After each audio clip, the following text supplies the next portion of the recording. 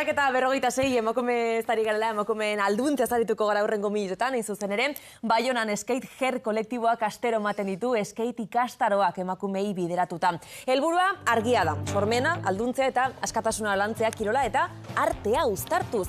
Skate Her kolektiboak 85 ekitaldi antolatzen du Europa osoan azken urteetan, proiektua hurbiletik ezagutzeko, gurekin dugu Lucia Kurutxet. Lucia, egunon? Egunon, kaixo. Lehenik eta behin, nola sortu zen proiektu hau? Proiektu hau sortu zen oran dela gutxi gora bera 4 urte. Eta ni lehen lan egiten nintzen Volcomen eta digital marketing egiten nuen. Ekitaldi asko antolatzen genituen eta konturatu nintzen ez egoela emakumen presentziarik.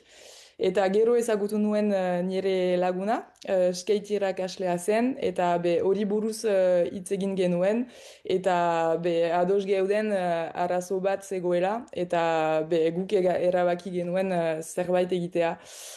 Beraz antolatu genuen saio bat, skate saio bat emakumentzat bakarik, eta neska asko etorri ziren, eta oso pozik zeuden, eta denek eskatu ziguten gehiago, ekitaldi gehiago antolatzeko.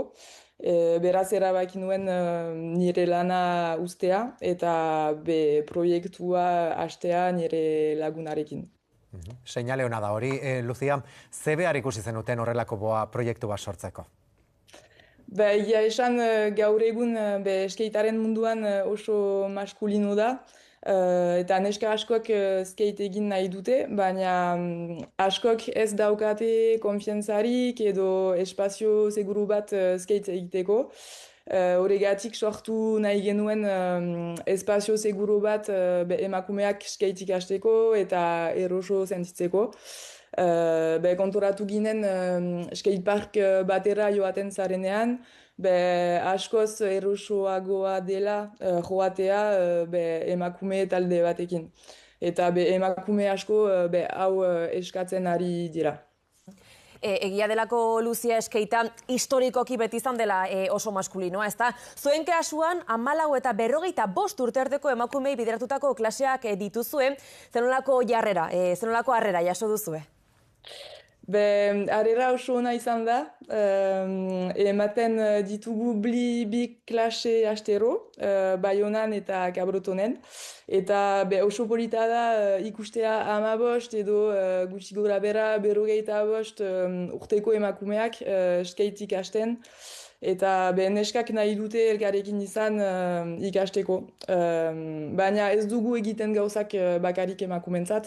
Adibidez, ekitaldi bat antolatzen dugunean, beti antolatzen dugu lehiaketa bi talderekin, adibidez bi emakume edo emakumea gizonarekin.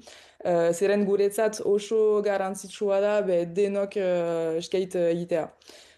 Ez ditugu gizonak baztertu nahi.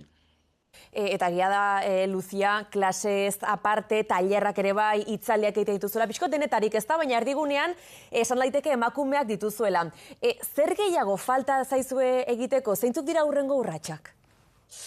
Gure ametsa da leku handi bat edukitzea, skate egiteko, arteko tailerak egiteko, musika sartzeko, arte exhibizion egiteko, eta emakumea beti izango da gure helburua, baina leku hau noski denontzat irekita egongo da.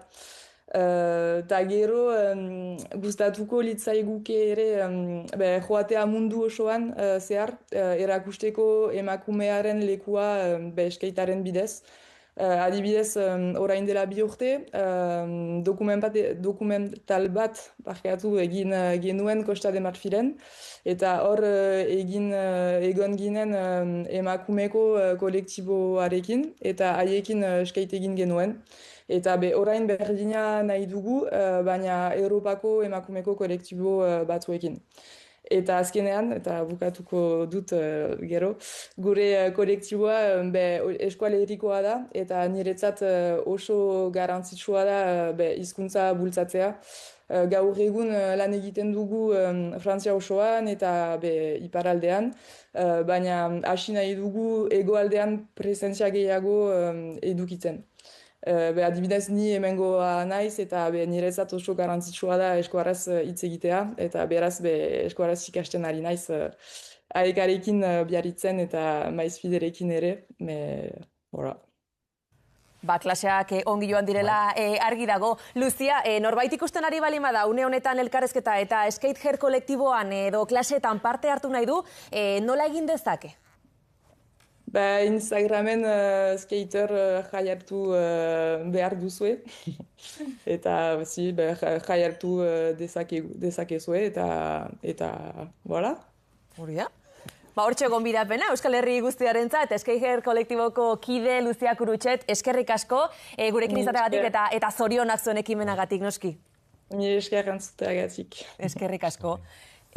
Garazi, zer iruditzen zaizu? Alduntzea, baina kasu honetan, eskaitaren bitartez, du animatuko zinatek? Ez dakit badakizuna, kaso. Ez nago adin margenen barru. Ai!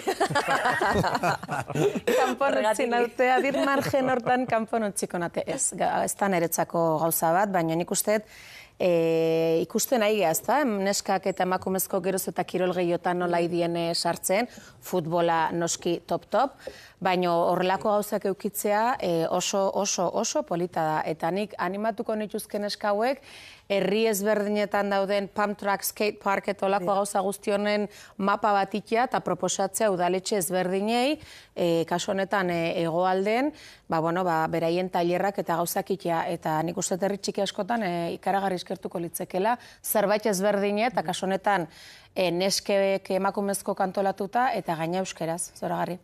Adirazi dute, asmoa dutela Euskal Herrira bai zabaltzeko, Joseba, ditu zaizu ekimena? Ikaragarri ederra, egia esateko txundituta geratu naiz.